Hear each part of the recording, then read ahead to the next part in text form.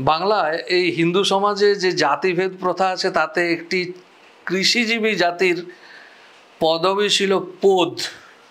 শুনতে খারাপ লাগে, তার জন্য অনেক পোদ তারা এফিডেভিট করে পোদ্দার হয়ে গেছেন।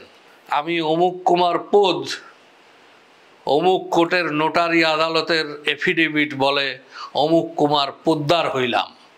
তো এরকম বিজ্ঞাপন আগে দেখেছি, অনেক পোদ তাদের পদবি বদলে পোদ্দার হয়েছেন।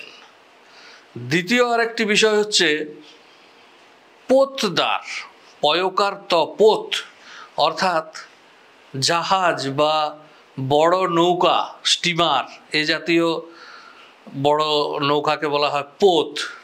এই পোতের যে প্রধান অধিপতি অর্থাৎ প্রধান মাঝি, তাকে বলা হয় পোতদার।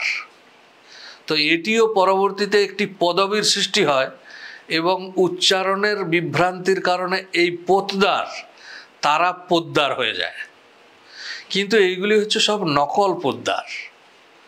আসল পোদ্দার যারা যারা সোনার উপর কারবারি, সেই পোতদার যে পদ, এই পদটি ওই মুসলমান আমলে তৈরি হয়।